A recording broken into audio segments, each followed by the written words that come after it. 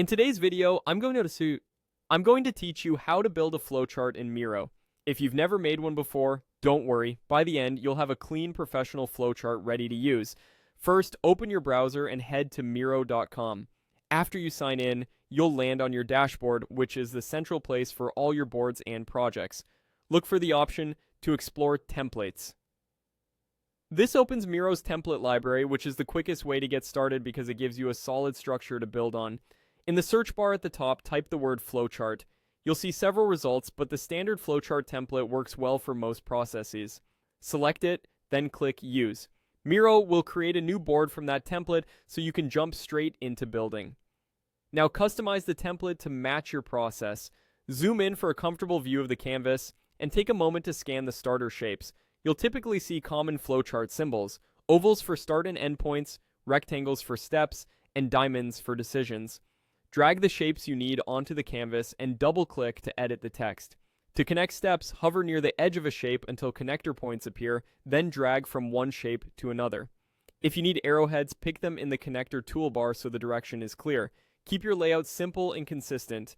Build top to bottom or left to right, and leave enough space so lines don't overlap. Use the alignment and distribution guides that appear as you move shapes to keep everything neat. If you repeat a type of step, duplicate an existing shape so formatting stays consistent.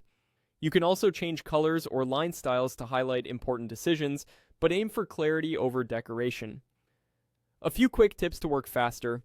Duplicate shapes with Alt-Drag or copy and paste. Hold Shift while drawing connectors to keep lines straight. Use your mouse wheel or trackpad to zoom, and check the mini-map to navigate large diagrams.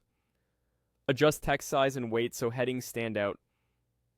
And rename shapes clearly so each step is unambiguous.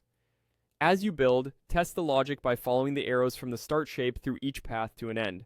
If a route feels confusing, switch connectors to right-angle lines or gently reroute them to reduce crossing. Add short labels to decision branches like yes or no so readers understand each path at a glance.